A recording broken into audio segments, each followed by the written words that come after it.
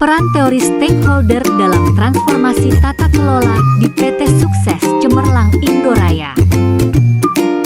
Mitra bisnis, investor, karyawan, dan akademisi terhormat, bagaimana jika kesuksesan diukur bukan hanya dari profit, tetapi juga dari dampak positif bagi semua? PT Sukses Cemerlang Indoraya mengundang Anda menyaksikan kejadian fakta yang terjadi dalam bentuk video animasi 3D tentang bagaimana teori stakeholder mentransformasi tata kelola perusahaan kami. Kami percaya kolaborasi dan tanggung jawab adalah kunci. Mari bersama membangun masa depan yang berkelanjutan. Simak baik-baik pada video animasi berikut ini agar kita saling belajar dan memahami betapa pentingnya penerapan teori stakeholder pada masa depan diri dan bisnis kita. Selamat datang dalam video animasi ini. Kantor ini mempertahankan pesona kuno dengan meja kayu dan buku besar. Miko dengan cermat mencatat angka ke dalam buku besar manual. Rehan memberikan nota tunai kepada Bima. Masih menggunakan sistem ini? Tanya Bima. Miko menjawab, ini yang paling aman kok. Kilasan balik. Uang tunai berpindah tangan di atas meja kantor. Bima mengangkat alis. Tapi risikonya besar, Mas. Bima menatap tumpukan dokumen pajak di rak yang sudah tua. Bima berkata, ini rawan salah hitung dan manipulasi data. Rehan berdiri teguh, menunjuk ke bagan pajak yang tidak sesuai dengan catatan. Miko sedikit bersandar ke belakang, dengan sedikit pengakuan di matanya saat dia berkata, kadang tidak semua kita laporkan sih. Tekad Rehan menembus ketegangan kantor. Tapi kita tidak bisa terus begini. Bima menyarankan solusi modern. Bima menyarankan digitalisasi. Skeptisisme Miko terasa kental di udara. Apa nggak tambah ribet? Rehan menulis tata kelola ikabau risiko di papan tulis. Bima berkata, menjelaskan pentingnya transparansi dalam pajak. Tetangga seorang auditor meminta laporan kecil, mengisyaratkan motif tersembunyi. Miko berkata, soalnya kalau gede, nanti dia laporin. Rehan bertanya, serba salah ya? Bima berdiri, menunjuk ke arah layar, menyoroti peran penting para pemangku kepentingan. Disinilah pentingnya pendekatan berbasis pemangku kepentingan. Rehan menuju ke arah para pemangku kepentingan. Miko mendengarkan dengan saksama. Ruang pertemuan dipenuhi dengan ketegangan yang terasa. Setiap orang tenggelam dalam pikiran masing-masing. Bima menyatakan, semua pihak harus mendapatkan perhatian setara. Rehan menambahkan, bukan cuma pemegang saham. Miko menyimpulkan, kalau begitu, kita perlu mulai berubah ya. Bima berdiri di depan papan tulis. Ruangan itu dipenuhi antisipasi saat dia menjelaskan sosok Edward Freeman. Ruangan mendengarkan dengan saksama saat narasi bergema. Teori ini menekankan pentingnya semua pemangku kepentingan. Di ruang rapat, 6 pemangku kepentingan utama mulai muncul satu persatu. Para pekerja divisi produksi sedang berada di ruang rapat. Seorang pelanggan berdiri di meja kasir. Seorang pemasok mengirimkan barang. Ruang pertemuan berdengung dengan energi proses pemerintahan. Ruang pertemuan berdengung dengan antisipasi saat komunitas berkumpul. Wajah mereka mencerminkan ikatan kompleks dengan pabrik. Rehan, Bima, dan Miko berkumpul di ruang pertemuan. Ketegangan memenuhi udara. Suara Rehan memecah kesunyian. Kalau kita abaikan satu saja, bisa kacau. Bima menjawab, setuju. Kita mulai dari akuntansi dulu. Miko mengangguk perlahan. Di kantor, Bima memperkenalkan sistem informasi akuntansi. Miko terkejut dan berkata, wah, semuanya pakai komputer ya? Bima menjawab, aman, terhubung langsung ke data real time. Rehan berdiri dengan percaya diri, mempresentasikan peta jalan digital dari sistem akuntansi. Kita buat tahapan implementasinya. Rehan menyatakan dengan yakin. Di kantor, para staf memulai pelatihan mereka. Tetapi Miko mendekati tugas itu dengan keraguan-raguan. Klik yang ini, Pak. Bima membimbing dengan sabar.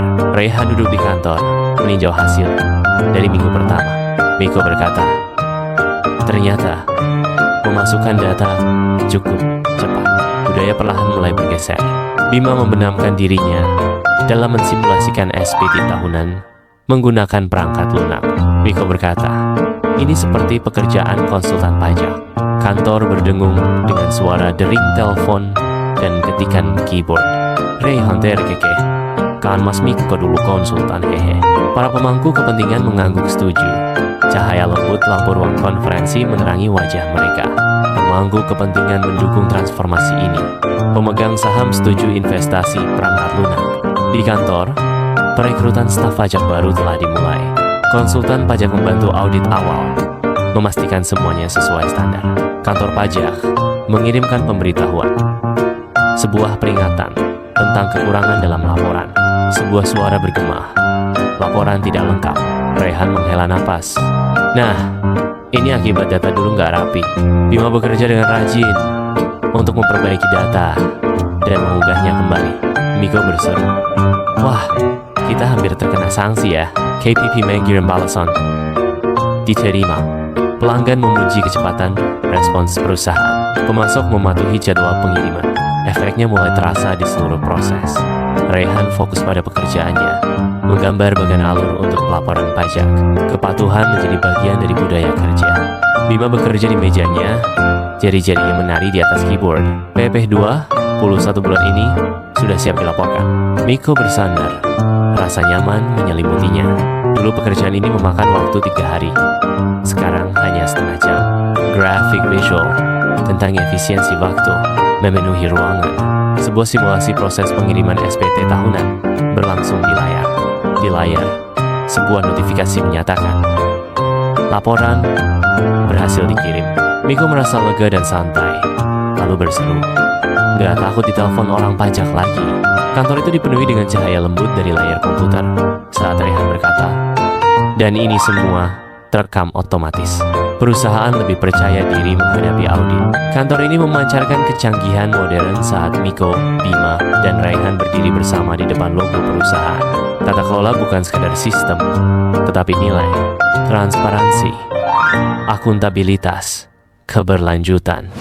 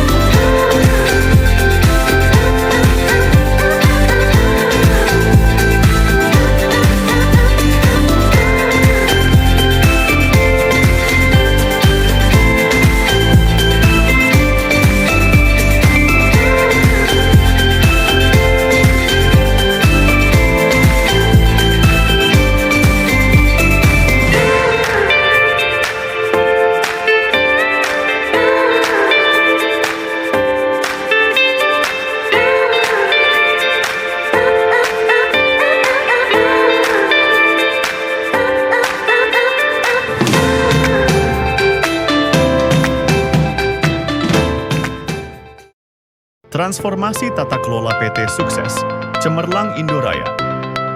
PT Sukses Cemerlang Indoraya menyadari keterbatasan sistem manual yang berisiko tinggi.